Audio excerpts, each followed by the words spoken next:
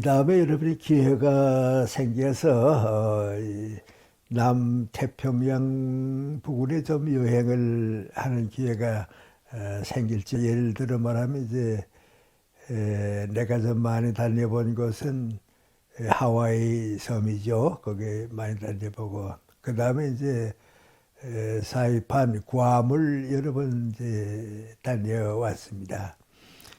그런데 가게 되면 우리들이 가기 전에, 미국 사람이나 이제 외부 사람들이 가기 전에 원주민들이 있습니다. 이 원주민들은 거기서 이제 태어나서 거기서 자란 사람들인데, 이제는 그 사람들은 다 세상 떠나면서 얼마 남은 사람이 없고요. 나라에서 보호해주고 이렇게 키워주지 않으면 없어져 버리고 맙니다. 멸종된다고 하면 좀 이상한 얘기가 될까요? 그래서 왜 그렇게 될까? 이제 그런 생각을 합니다.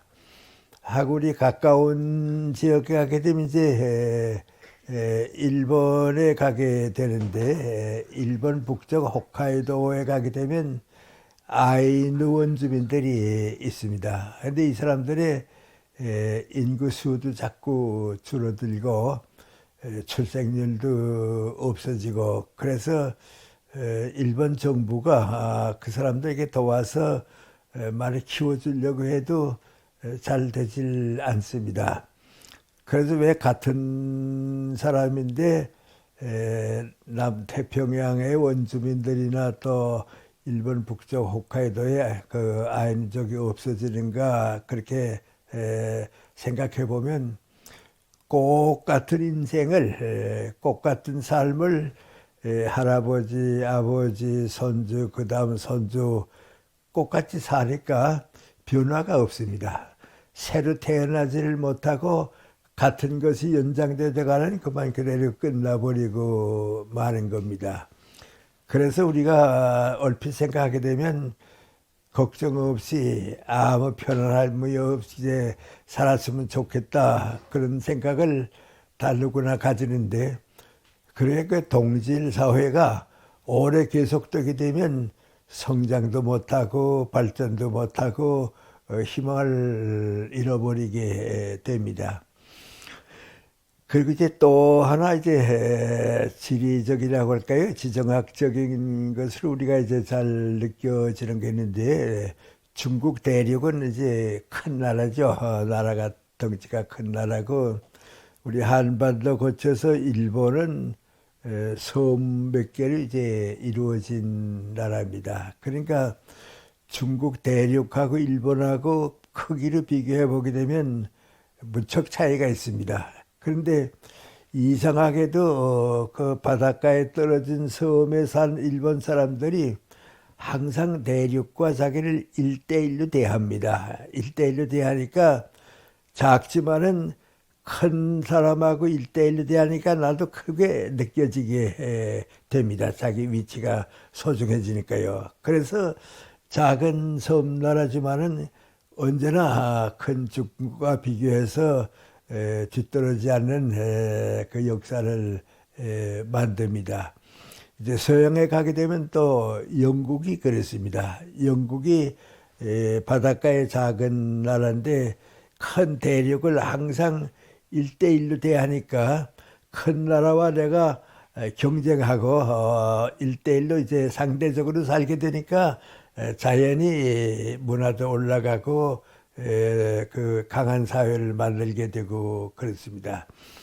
제가 이런 말씀을 드리는 것은 한 개인이나 민족이 그저 아무 일 없이 편안히 동질 사회가 계속되면 좋겠다, 그건 대단히 위험하고 옳지 못한 생각입니다. 때때로 갈등도 생기고 시련도 오고, 그런 동안에 성장하고 또 나 자신이 이제 능력을 키워서 좋은 사회를 만들게 되는 겁니다. 이제 그렇게 생각하게 되면 우리 한반도가 중국의 한 뭐 통일을 이제 예속된 것 같다 하는 색도 하지만은 또 일본이 옆에 있기 때문에 일본, 중국과 동등하게 우리 한국이 앞으로는 잘하게 되고 또 국제 무대에서 책임을 감당하게 되는 겁니다. 이제 그렇게 살려고 하게 되면 한 민족이 성장할 때 항상 다시 태어납니다. 또 어떤 시련을 겪어서 다시 태어나고 어떤 어려움을 겪어서 또 다시 태어나고 이렇게 그 다시 태어나는 과정을 오래 밟게 되면 성장하게 되는데요. 다시 태어나지를 못하고 그대로 있게 되면 그 민족은 역사적으로 희망이 없습니다. 그래서 다시 태어나는 민족이 되어야겠다 그런 생각을 이제 우리가 하게 되고 또 그렇게 생각을 미리 준비해 놓고 있어야 합니다. 그럼 이제 제가 여러분하고 함께 이제 생각하려고 하는 건 민구하니 지금 우리 대한민국이라고 하는 이제 그 나무가 있는데 그 대한민국 나무 안에 우리가 지금 다 살고 있습니다. 이렇게 살아오는데 대한민국 가운데 지금 우리가 이렇게 살고 있는데 대한민국이라고 하는 나무가 자라려고 하게 되면 눈에 보이지는 않지만 뿌리가 있어야 합니다. 뿌리가 없으면 자라지 못하는데 대한민국의 뿌리가 언제쯤 생겼을까? 언제쯤부터 우리는 보지 못했지만 땅 속에서 뿌리가 자랐을까? 그런 생각을 해봅니다. 해보면 제가 역사적으로 관찰해 보거나 또 내 생활을 이렇게 경험해 본 데 의하게 되면 꼭 100년 전에, 102년 전에, 101년 전에 3.1운동이 일어났을 때에 대한민국에 뿌리가 생겼다. 그렇게 봐서 좋을 것 같습니다. 왜냐하면 3.1운동 이전에는 우리 선조들이 어떤 생각을 가지고 어떻게 살았다 하는 것하고 우리하고 상관이 별로 없습니다. 우리 선조들이 역사적으로 기록은 남아있고 역사적인 흐름은 있지만은 우리 생활하고는 거리가 멉니다. 예를 들어 말하면 이제 우리 요새 코로나 때문에 공기에 뭐 바이러스가 많이 있다 그러잖아요. 내가 이렇게 말을 한다든지 숨을 쉰다고 할 때에 말과 숨이 연결되는 거, 다른 사람하고 같이 동질이 되는 거, 그거 이제 우리 생활의 영역인데 그런 의미에서 이제 본다고 하면 3.1운동 이전에 우리 국민 선조들의 생활과는 같은 민족이지만은 동질성이 없었다. 같은 동일성을 가지지 못했다. 그래서 3.1운동 때부터는 이제 우리가 한 민족, 한 국가를 이제 성장했다. 그렇게 아마 봐서 좋을 것 같습니다. 그럼 그 3.1운동 때 어떤 변화가 왔기 때문에 우리 대한민국에 뿌리가 생겼겠는가 그런 생각을 하게 됩니다. 하게 되는데 역사적으로 이렇게 보고 저는 3.1운동 때 태어났으니까 이제 그때는 철이 없어도 부모님들을 통해서 또 내 주변에서 3.1운동이 이랬구나 하는 것을 간접적으로 이제 느끼면서 산 세대입니다. 그때 3.1운동에 이제 제일 큰 변화가 오는데 그게 민구하니 3.1운동이 일어나기 이전에는 우리 생활 단위, 우리 살아가는 그 문화라든지 우리 생활 단위가 나와 내 가족이었습니다. 모든 것이 나와 내 가족, 그걸로 살았습니다. 그러다가 이제 일제시대에 나라를 잃어버리고 고통을 겪으면서 지나 보니까 가정보다는 국가가 먼저다. 국가가 없어지니까 가정은 있을 수가 없더라. 그걸 아주 강하게 느꼈습니다. 그 다음에 같은 겁니다만 민구하니 가족이 소중한 줄 알았는데 민족이 사라지고 마니까 가정은 자연히 소멸되고 말더라. 머물 것이 없어지고 말더라. 그래서 가정보다는 국가, 가족보다는 민족, 이게 먼저다. 그러니까 나보다도 나라, 우리 가족보다도 우리 민족을 위해서 살아야겠다. 그 생각이 한반도 전 지역의 우리 국민들이 똑같은 생각을 가졌습니다. 그래서 제가 그때 산 분위기를 가만 보게 되면 모두가 이제 그랬습니다. 예를 들어 말하면 이제 도살 안창호 선생이 그때 이제 약혼을 하고 좋은 가정을 가지려고 생각을 했습니다. 그런데 나라를 빼앗기고 우리 민족이 흩어지는 걸 보고서는요, 안 되겠다. 내가 가정 가지고 사는 행복한 꿈은 포기해야겠다. 그래서 이제 약혼녀에게 선언합니다. 이제 나는 민족과 국가를 위해서 생애를 바치 하겠기 때문에 우리 가정 안에 머무는 행복은 더 가질 수가 없다고. 그러니까 파혼하겠다 그 말이죠. 그러니까 나보다 더 좋은 남성을 찾아서 결혼하도록 해라고 그렇게 권고했을 정도입니다. 그런데 그 약혼녀가 뭐라는 거 아니, 나도 가정을 가지지만은 내 가정이나 그 가족보다는 민족 국가를 위해서 협력하겠다고, 거기에 모든 정성을 쏟겠다고. 그래서 이제 결혼이 성립돼 가지고 이루어지게 되는 겁니다. 또 그런 뜻이 있는 사람만 그런 건 아닙니다. 모두가 다 그랬습니다. 내가 태어날 때에 그 전에 3.1운동이 났는데 3.1운동이 날 때 이제 태어나서 우리 어머님이 없고서 그때 우리가 평안북도 운산에 살았습니다. 한 5년 동안 거기에 이제 살게 됐는데, 운산은 평안북도에서도 이제 금광이 있어서 사람들이 모이긴 했지만은 아주 산골입니다. 근데 우리 어머님이 이제 나를 얻고서 교회 예배 드리러 갔는데, 그 예배 볼 때에 맨 앞자리에, 그 교인들 맨 앞자리에 독립운동을 만세를 부르다가 일본 경찰에 잡혀가서 죽은 사람들, 또 피살된 남편들, 그 미망인들이, 그 남편이라는 미망인들이 앞자리에 몇 사람 먼저 앉고 그 위로하는 예배를 이제 보게 되는 겁니다. 그 우리 어머님이 그때 참석했다가 하는 말씀, 후회하는 말씀인 거 아니, 젊은 아낙네들인데 남편을 나라에 바치고 혼자 남게 됐는데 예배 드리는 동안에 슬퍼서 우는 사람이 하나도 없었다고 합니다. 내 남편은 떳떳하게 민족과 국가를 위해서 희생당했으니까 우리가 또 용기 있게 국가와 민족을 위해서 살아야겠다고, 그런 이제 예배에 참석했던 얘기를 나한테 들려주었습니다. 그러니까 3.1운동을 계기로 해서 나만의 가정이라고 하는 생활 단위가 나만의 민족, 국가, 그걸 바뀐 것입니다. 그 다음에 3.1운동을 계기로 해서 또 하나 큰 변화가 오는데, 3.1운동을 쭉 겪고 나니까 모든 사람들이 똑같이 생각한 게 있습니다. 그 명관이 배워야 산다. 교육밖에는 희망이 없단 말이죠.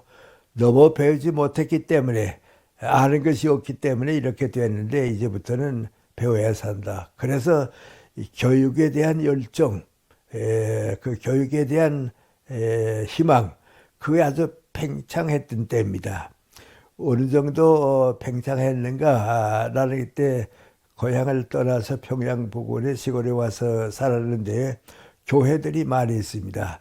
근데 그 교회마다 무슨 표가 있는 거 아니, 한 교회 한 학교입니다. 교회가 생겼으면 반드시 초등학교, 소학교 하나씩을 만들어서 교육을 하자. 그래서 교회가 교육장소가 되고 교육장소가 교회가 되고, 그래서 교육에 대한 열정이 정말 강했습니다. 그런데 그로부터 시작해서 교육에 대한 열정은 지금까지 계속되어 왔습니다. 우리 자신이 스스로 살아왔기 때문에 모릅니다. 그 안에서 살게 되면 이제 모르는데, 외국 사람들의 눈에서 이렇게 본다든지 동남아시아 사람들이 이렇게 쭉 본다고 하게 되면 대한민국이 100년 역사밖에 안 되는데 못 되죠. 사실은 우리 대한민국이 수립되건 70여 년밖에 안 되는데 저렇게 빨리 성장했는가 다 놀랍니다. 근데 거기에는 교육입니다. 이렇게 교육을 많이 받은 민족은 없고 또 교육에 열정한 민족이 우리 주변에는 사실 없었습니다. 그리고 또 한 가지 우리가 역사적으로 고맙게 생각하는 게 있는데 그것은 우리 기독교 개신교가 미국을 중심으로 해서 그때 이제 들어옵니다. 들어왔는데 이 사람들이 이제 우리에게 와서 전도하려고 교회를 세우면서 생각해 보니까 독립이 교회보다 먼저다. 독립국가가 되는 것이 먼저고 그 다음에 이제 교회가 생기는 것이다. 그래서 독립정신을 만들었고 그 사람들도 한국 사람들이 독립하기 위해서 첫째 조건이 뭐냐? 절대 조건이 뭐냐? 교육입니다. 그래서 우리에게 교육을 정말 많이 도와줬습니다.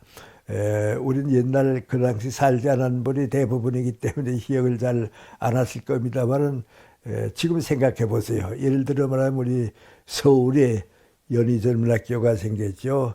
이화여자전문학교가 생겼죠. 세브란스 병원이 그때 의학에 시작됐죠. 배제학교가 생겼죠. 경실학교가 생겼죠. 이화여중이 생겼죠. 배화여중이 생겼습니다. 그때 서울은 아주 작았습니다. 그 작은 곳에 전문학교, 중고등학교가 그렇게 생겼다고 하는 거, 이건 정말 그분들에게 우리가 고맙게 생각하는 겁니다. 그 당시 이제 제2도시가 평양인데 평양에는 숭실전문학교가 생겼죠. 숭실중학교, 숭이여자중학교, 감리교계통의 광성중학교, 그래서 정여자중고등학교 이런 그 5기관이 그 좁은 평양의 변화를 일으켰다 하는 건 정말 뜻밖입니다. 그것만 아닙니다. 그 다음에 대구에 그렇게 됐죠. 광주에 그렇게 되죠. 전주에 그렇게 되죠. 저 매산까지 가서 이제 순천까지 가서 학교를 세워주고 그랬습니다. 근데 이때 교육을 나는 그때 받았으니까 느끼는데요. 선교사들이 와서 우리에게 기독교를 전파하면서 기독교 정신의 핵심을 2가지로 보는데 하나는 독립해야 한다.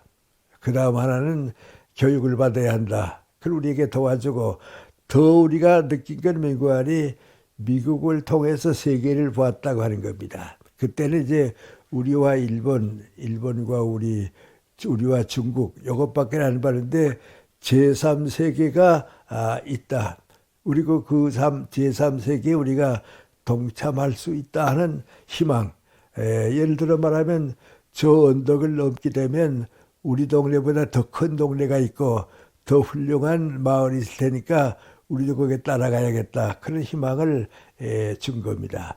그래서 제가 여러분에게 말씀드리고 싶은 것은 대한민국이 새로워지는 출발은 3.1운동 때에 이루어졌다. 그렇게 봐서 좋을 겁니다. 그럼 이제 3.1운동 지나고서 얼마 동안 이제 그 세력 교육과 이제 민족의식이 자랐는가 하는데 25년 동안입니다. 25년 동안 자랐는데 제가 해방될 때 25세였으니까요. 내가 해방된 해까지 쭉 자랐습니다. 이때 이제 자란 가운데 민족을 깨닫게 해준 건 2가지인데 하나는 민구안이 안에서는 교육입니다. 정신적인 성장이 25년 동안에 계속해서 올라왔고 또 하나는 미국이나 중국의 임시정부가 생겨서 외부에서 우리는 독립할 수 있고 독립국가가 돼야 한다고 하는 그 독립에 대한 의지하고 교육에 대한 열정이 25년 동안에 아주 팽창했습니다. 그래서 미국이 아주 청독부죠. 청독부를 통해서 우리를 자꾸 압력을 가하는데 압력을 가하면 가할수록 우리는 독립과 정신적인 성장을 만듭니다. 그래서 해방이 두 번째 자기 발전, 자기 발견입니다. 내가 나를 깨닫는 때입니다. 글쎄요, 나는 그 당시에 계셨던 분한테는 얘기할 필요가 없고요. 해방을 체험해 보지 못한 사람에게는 또 암만 얘기해도 그 당시 우리가 느끼는 것은 뭐라고 받아들일 수가 없습니다. 그건 모릅니다. 경험해 봐야 압니다. 예를 들어 말하면 우리가 살아가는 동안에 내 생일이 중하다 그런 얘기하죠. 내 생일이 언제다 생일 잔치 한다 우리 집안에서 할아버지의 생일, 아버지의 생일 이제 잔치하고 그러는데 개인의 생일을 100개, 1000개를 합해도 대한민국이 해방됐다고 하는 거하고는 비교가 안 됩니다. 그건 뭐 그 당시 산 사람들은 뭐 말할 수가 없습니다. 내가 이제 해방될 때 이제 제일 많이 들은 가까운 사람들 얘기는 뭔고하니 철 있는 사람들은 전부 꽃같은 말이 뭔고하니 이전 죽어도 한이 없다고. 이제 나라를 다시 잡게 되니까 이전 죽어도 한이 없다고. 나도 그런 생각을 가지고 자랐고 또 그런 생각을 가지고 해방을 맞이했습니다. 그 당시 생각이 한 가지 떠오르는데요. 우리 작은 시골 마을에 아주 보잘것없는 이제 가정이 하나 있는데 남편은 세상을 떠나고 그 부인이 두 어린애를 가지고 이제 아주 가난하게 산 그 여자 아랑이 혼자 사는 그 가정이 있었습니다. 이 아주머니가 해방됐다고 하는 날 소식은 들었는데 어디 가서 무슨 얘기를 들을지는 모르죠. 또 누구 찾아가기도 부끄럽고 그러니까 밤 11시쯤 돼서 우리가 이제 마을에서 좀 산에 떨어져 있었는데 우리 집까지 찾아왔어요. 그래서 밤중에 누가 오셨는가 하고 보니까 낮에는 밖에 별로 나가지도 않던 한 아주머니가 찾아왔어요. 찾아오더니 이제 내가 대학을 나온 사람이고 그러니까요. 김 선생님 좀 뵙고 싶어 왔다고. 그래서 들어오시라고. 그래 우리 아버님도 있고 이제 들어왔습니다. 들어왔더니 해방됐다고 그러는데 이제는 일본이 망하는 거죠. 그래요. 그렇게 됐다고. 그럼 우리가 이제 독립하는 거죠. 그렇게 됐다고. 그 소식 들으니까 이젠 죽어도 한이 없습니다. 뭐 이젠 모든 게 다 감사할 뿐입니다. 그 소식을 확인하고 싶어서 왔습니다. 그러니까 이제 동네 나가서 얘기할 데가 없으니까 이제 애딴 집에 떨어져 있는 우리 집에 와서 그걸 이제 물어보고 이제 간 겁니다. 그 다음날 새벽입니다. 그러니까 이제 그 다음날 새벽에 내가 교회 쪽으로 좀 가고 싶어서 산에서 있는 우리 집에서 이제 새벽길에 이제 교회로 가고 있는데 흰 옷을 입은 아주머니 한 사람이 공동묘지에서 내려오는 겁니다. 그러니까 그 새벽에 흰 옷을 입은 한 아주머니가 공동묘지에서 내려오니까 어떻게 내린가 해서 봤습니다. 보니까 바로 그 전밤에 우리 집에 왔던 그 아주머니입니다. 내가 인사드리고서 어디 다녀오셨어요? 그랬더니 우리 애기 아빠한테 가서 독립했다고 해방됐다고 하는 거 알려주러 갔다 왔다고. 석 달 전에 세상 떠나서 장례를 치른 겁니다. 그러니까 나는 한 말이 뭐고 하니 석 달만 더 사셨으면 기뻐서 돌아갔을 뻔했다고 말이죠. 그 석 달 때문에 이 소식을 모르고 간다고. 그래 가서 알려드리려고 이전 우리 해방되고 독립했습니다 하는 거 산소에 가서 알려주기 위해서 다녀온다고 하는 겁니다. 그렇게 된 것이 이제 온 국민이 또 한 번 이제 다시 태어나게 되는 겁니다. 그런데 그 해방이 어떻게 봐야 할지는 모르겠습니다만은 어떤 면에서는 이제 우리는 안에서 독립할 수 있는 것만큼 잘하지만은 세계 정세가 해결 지어준 문제입니다. 세계 정세가 해결 지어준 문제인데 그건 이제 그 당시 산 사람들은 상당히 강하게 느끼는데 지금은 이제 우리 젊은 세대들은 그걸 못 느낍니다. 그 해방이 되고 났을 때에 전 세계가 두 가지 약속을 했습니다. 뭐 어느 나라 약속을 했는데 전 세계가 두 가지 약속인데 첫째 약속은 민구안이 앞으로는 지구 위에 식민지를 절대로 두지 못한다. 그겁니다. 그러니까 이번에 2차 대전이 끝난 다음에는 모든 국가가 식민지 해방시켰습니다. 영국도 인도를 풀어줬고요. 남아공을 풀어줬고요. 전부 풀어줬습니다. 그러니까 2차 대전 이후에는 식민지가 없습니다. 우리도 그 혜택을 받은 겁니다. 우리도 그 혜택을 받았기 때문에 식민지가 그다음부터는 없습니다. 그다음에 두 번째 전 세계 인류가 겪은 건 민구안이 전쟁을 치렀기 때문에 무력으로 다른 나라나 다른 민족을 점령하는 일은 안 된다. 그 아주 확고했습니다. 그래서 이 두 가지는 우리 전 인류가 똑같이 이제 약속한 겁니다. 근데 이번에 러시아가 우크라이나를 침범하니까 전 세계가 뭐라 그럽니까? 이건 아니다 말이죠. 지금 어느 때라고 그러냐 말이죠. 우크라이나가 독립하고 싶으면 독립하는 거고 자기 생존권, 국가와 민족권 자기네가 해결하는데 안 된다. 그래서 지금 러시아 안에서도 인도주의자들, 민주주의를 사랑한 사람들, 세계 역사의 약속을 지키는 사람들은 푸틴 대통령 이거 못하는 한다고 말이죠. 못하는 한다고 그랬습니다. 중국이 이제 대만을 또 그렇게 하려고 하니까 그건 못한다 말이죠. 그건 할 수가 없다 그랬습니다.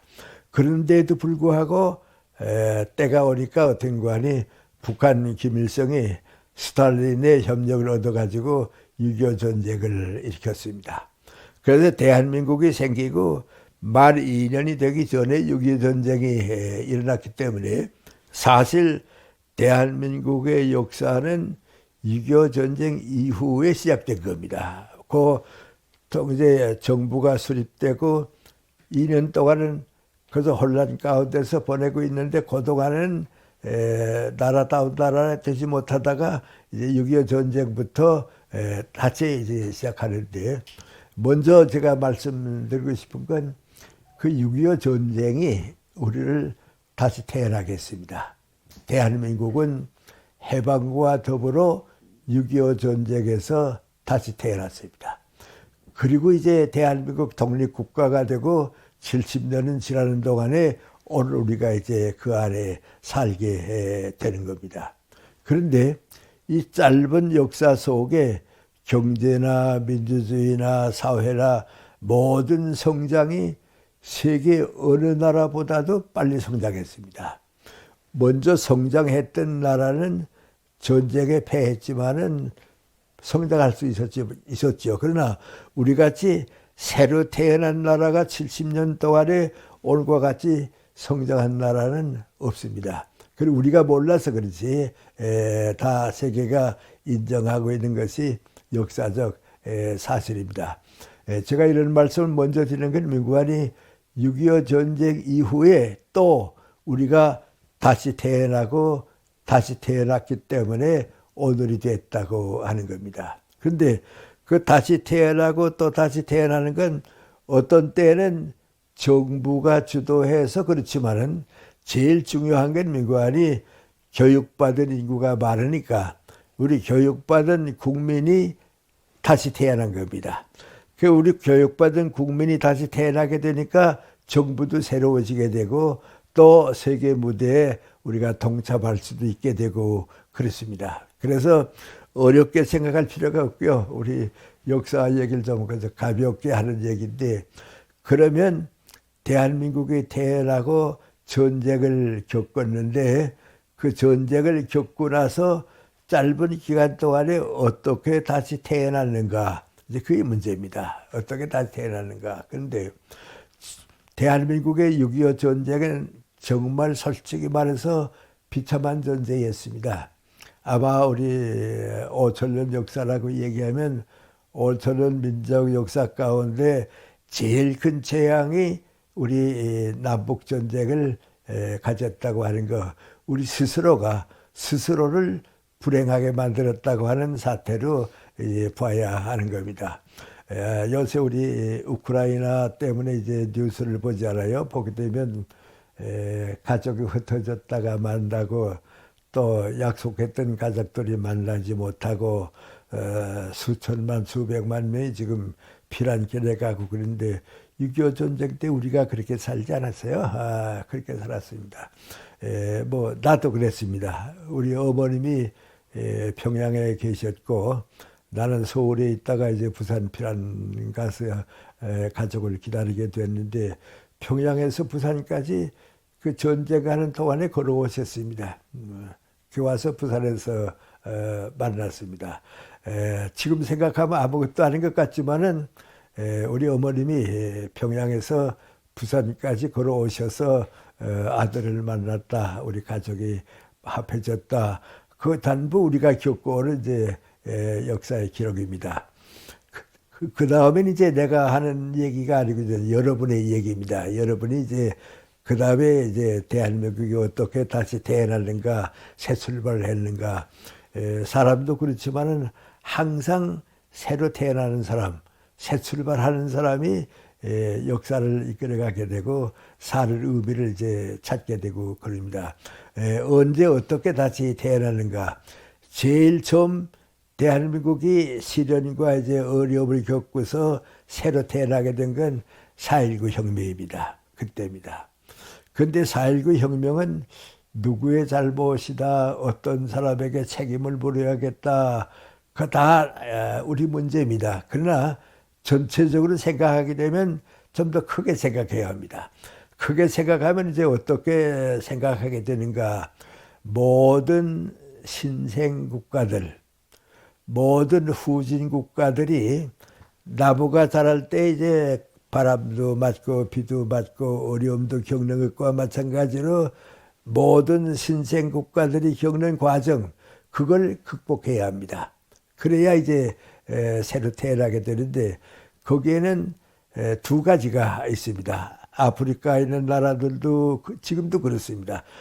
후진 국가나 신생 국가는 지금 우리가 밟았던 과정을 밟고 있습니다. 또 동남아시아에 가게 되면 여러분이 여러 나라 역사들 지금 보고 있고 그럽니다만은 우리가 50년, 60년 전에 겪었던 것을 지금 겪고 있거나 말이죠. 그런데 첫째는 뭐고 하니 독재 정권의 지배를 벗어나는 겁니다. 그러니까 이제 나라를 위해서 정권이 생기게 되면 이 정권이 국가와 민족을 위해서 정치를 하게 되면 괜찮은데 이 정권을 유지하기 위해서 정치를 하게 되면 독재 국가가 되는 겁니다. 그러니까 뭐 어떤 후진 국가든지 한 번 정권을 차지하게 되면 끝까지 가지고 싶고 그걸 더 강하게 가져야 내가 다스릴 수 있다 하니까 권력 의지라고 할까요? 권력 의욕이라고 할까요? 그거 이제 지배합니다. 우리가 이승만 대통령 이후에 그걸 겪었습니다. 그런데 그걸 겪으니까 이제 이승만 대통령이 잘못했다, 독재를 했기 때문에 그렇게 됐다. 그건 사실입니다. 그러나 또 한 가지는 우리가 어떻게 생각하냐면 그 이승만 대통령이 그렇게 4.19를 만들게 되고 마지막에는 망명해가고 되고 이제 그렇게 됐지만은 이승만 대통령 때에 자유민주주의가 대한민국에 가는 역사의 길이다. 그것도 그때 확립이 됐습니다. 그것은 이승만 대통령의 지도력이 있고요. 두 번째는 민구안이 미국이 중심이 된 유엔의 방향이 바로 그렇습니다. 유엔의 방향이 자유민주주의의 방향이기 때문에 우리가 그 과정을 어려운 과정을 안에서 겪었지만은 그것이 우리 대한민국이 가야 할 길이다.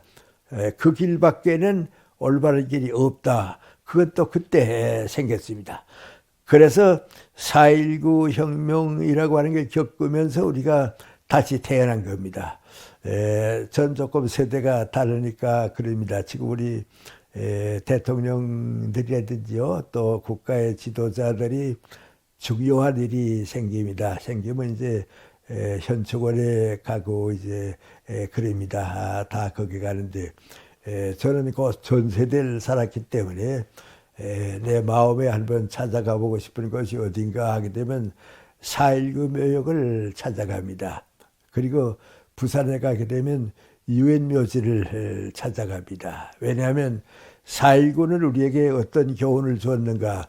절대로 앞으로 대한민국은 독재 정권을 허락하지 않는다. 지배하는 정권, 국민을 제 마음대로 움직이려고 하는 정권은 절대로 용납할 수가 없다. 거의 4.19의 많은 그 고통과 희생이 우리에게 준 교훈입니다. 아마 여러분도 그러시겠습니다만은 저는 이제 4.19 묘역에 가서 이게 좀 섰다가 오게 되면 이상하게 마음의 욕심이 없어집니다. 국가와 민족을 위해서 저 어린 학생들, 젊은이들이 목숨을 바치고 나라를 지켜주었는데 앞으로 절대로 우리나라의 독재국가, 불의를 따라리는 정권은 안 된다. 그 생각입니다. 여러분은 어떻게 생각하는지 모르겠습니다. 지금 우리가 느끼는 거 있는데 윤석열 우리 검찰총장이 사표를 내고 떠나서 1년도 못 돼서 대통령 후보가 됐습니다. 그러니까 무엇이 원인이었더니 그 가운데 하나 있는 건 민구안이 그분이 검찰총장으로 있을 때 대한민국의 헌법을 지키려고 너무 혼자서 노력을 했습니다. 거기에 우리가 공감한 겁니다. 그것도 바로 민구안이 4.19 정신이 우리를 태어나게 했기 때문에 어떤 정권이 들어오더라도 4.19 이전을 못 간다. 독재는 못한다. 그겁니다. 절대로 독재는 못한다. 그것이 우리가 초창기, 대한민국 초창기에 4.19 혁명을 통해서도 깨어난 겁니다. 그 정신을 잃어버리면 대한민국은 희망을 잃게 됩니다. 그래서 우리 세대죠. 여러분 세대에는 첫째 우리가 전쟁을 겪고 난 다음에 4.19 혁명을 겪어서 한 단계 다시 태어났습니다. 그 다음에 이제 다시 태어난 게 있는데 그 민구안이 모든 후진국가, 신생국가들 배후에 군대가 있어서 군대가 힘을 지배하기 때문에 군사력으로 통치하는 것. 군사력이 국민과 정치 전부를 이제 뒤에서 통제하는 거. 그거 이제 신생국가들이 겪는 겁니다. 지금 우리 동남아시아에서 그걸 겪고 있고요. 아직도 동남아시아의 나라들도 그 안에서 지금 살고 있는데 이제 우리는 그것을 이제 극복했습니다. 그건 우리가 흔히 말하는 민구안이 박정희 대통령이 쿠데타를 일으킨 다음부터 전두환 대통령이 대통령에서 물러날 때까지 이건 군사 권력이 배후에서 지배해왔기 때문에 그랬습니다. 우리나라 사람들 보고서 이게 여론조사를 해본 길인데요. 혹시 아시는지 모르겠습니다. 예를 들어 말하면 한국 우리 국민들이 지금까지 살아오는 동안에 한국을 떠나서까지 좀 이민이라도 갔으면 좋겠다. 이민 갈 수만 있으면 갔으면 좋겠다.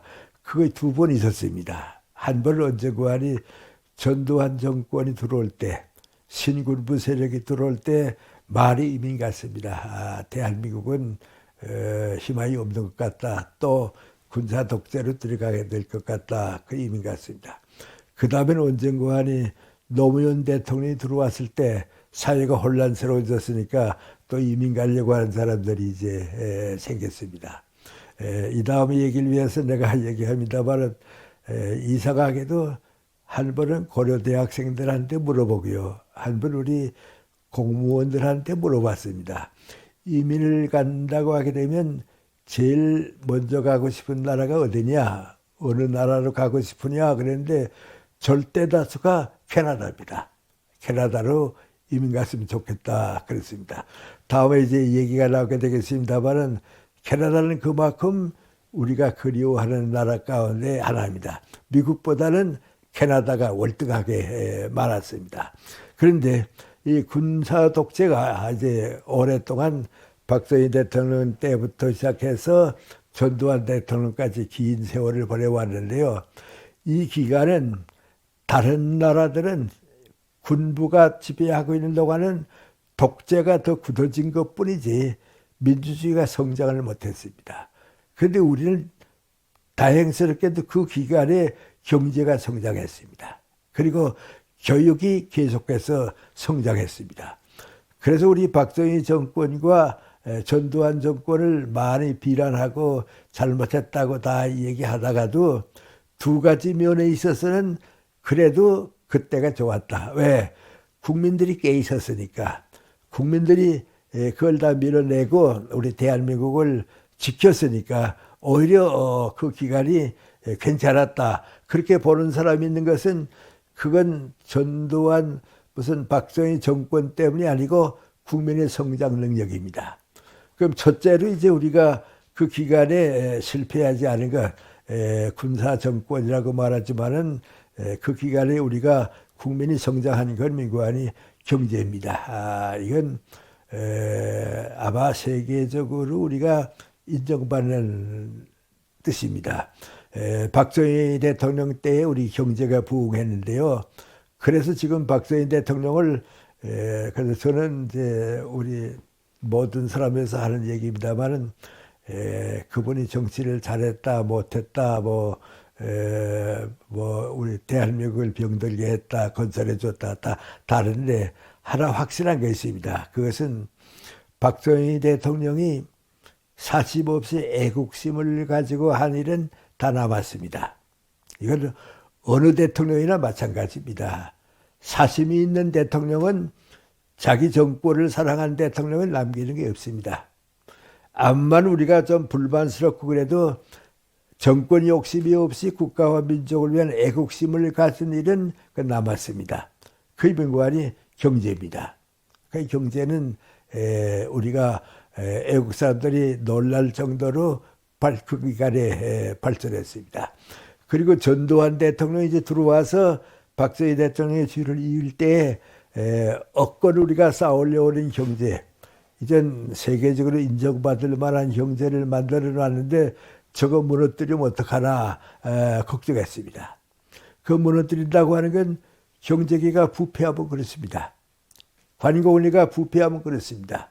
그건 뭐 지금도 우리 걱정하고 있는 게 바로 그겁니다. 그런데 넘겼습니다. 그런데 생각해보면 왜 그런가? 박정희 대통령은 경제반은 애국심을 가지고 했습니다. 그래서 경제를 살려줬고요. 전두환 대통령은 대통령이 될 때부터 나는 군인이라고 경제는 모른다고 경제는 경제 전문가에게 맡겨야 한다고 맡겼습니다. 그때 이제 고려대학의 송창환 교수님이 한국경제학교 회장을 하고 있는데요. 찾아가서 경제는 여러분이 하려는 대로 할 테니까 지시해달라고. 그래서 살려왔습니다. 전두환 대통령까지 경제를 이제 유지가 되고, 우리 한강의 기적이라고 하는 얘기를 외국 사람들은 다 합니다. 우리는 말하지만 외국 사람들은 많이 하는데, 거기서 이제 다시 우리가 태어났습니다. 그래서 경제는 박정희 대통령 때 다시 태어나고, 자유민주주의는 이승만 박사 때의 역사의 방향을 얻고, 그 독재 정권 밑에서 우리가 살면서도 이 두 가지 큰 업적은 우리가 다시 깨는 겁니다. 근데 이제 그거 흔들 사람은 없고 흔들어서는 안 된다고 하는 새로운 희망을 주게 된 겁니다. 그럼 이제 두 번째 남는 문제가 있는데, 언제 한번 다시 깨라는가? 우리 국민들이 언제 한번 다시 이제 선진국가 대열에 올라오게 되는가 하는 걸 묻겠는데, 그것은 전두환 대통령 정권이 끝나고 노태우 대통령 때 과정을 밟아가지고 김영삼 대통령이 대통령 될 때는 다시 태어났습니다. 그때 다시 태어난 게 민국안이 민주국가로 태어났는데요. 법치국가가 된 겁니다. 이제는 모든 권력은 밀어내고, 권력이 다시 나온다는 건 독재 정권도 못 나오고 군사 정권도 더 나오지 못하고 모든 것은 이젠 법이 지배한다. 법치 국가가 되는데요. 이렇게 법치 국가가 되게 되면 민주정치가 문을 열게 됩니다. 그러니까 민주주의는 언제 문을 열게 됐는가. 노태우 대통령 과정을 밟아가지고 김영삼 대통령 들어올 때 국민이, 대통령보다도 우리 국민이 법치 국가를 만들었습니다. 거의 오늘까지 계속해 오고 있습니다. 그때 다시 태어났기 때문에 이젠 전 세계가 대한민국은 민주국가로서 인정받는 정부가 되고 국가가 돼서 어디 가도 이젠 부끄러운 거 없습니다. 경제는 경제대로 성장해서 세계 10대 국가 가운데 하나로 되어 있습니다. 여러분 지금 우리가 얼마나 올라갔다 하는 거 잘 모릅니다. 잘 모르는데 나보다도 이제 내 주변에 내 후배 교수들이 다 유럽이나 미국을 다녀온 교수들이 많이 있으니까요. 그들이 다 이제 애국에 가봅니다. 가보고 또 애국 교수들이 우리 한국을 와봅니다. 와보고서 똑같이 놀리는 게 뭔고 하니 한국이 이만한 수준까지 빨리 올 줄은 몰랐다고. 다른 나라는 다 100년 이상 걸렸는데 우리는 5, 60년 동안에 역사를 이뤄냈다고. 그래서 또 다시 태어난 것이 민주주의 법치국가로 다시 태어났는데 그것이 이제 김영삼 대통령 때부터 시작해서 적어도 우리 DJ 대통령 김대중 대통령까지는 연장이 되어 왔습니다. 이제 그 다음부터 다시 변화가 생기기 시작해서 오늘 우리가 좀 혼란을 겪고 어려움을 겪고 있는데 그건 이제 우리 20대들, 30대들이 사는 세대가 이제 되는 겁니다. 아마 제 얘기가 좀 딱딱한 얘기가 돼서 피곤하실 것 같은데요. 우리 한 10분 쉴까요? 한 10분 쉬고서 그럼 이제 우리 시대, 지금 우리는 어떤 문제를 안고 있고 어떻게 다시 태어나야 하는가, 이제 그게 우리에게 주어진 문제입니다. 그리고 이제 시간이 남으면 민구안이 이런 거 다시 태어날 수 있는 힘이 정부가 가진다. 혹은 무슨 대통령에게 있다. 어떤 정권에게 있다. 그게 아니고 국민이 책임자라는 거. 국민이 책임자라고 하게 되면 나도 그 책임을 가진 사람 가운데 하나다. 그 얘기를 우리가 지금 오늘 결론으로 얻고 싶어서 제가 이런 말씀을 드린 겁니다. 우리 한 10분 쉬시고서 다시 시작하도록 하겠습니다. 고맙습니다. 예.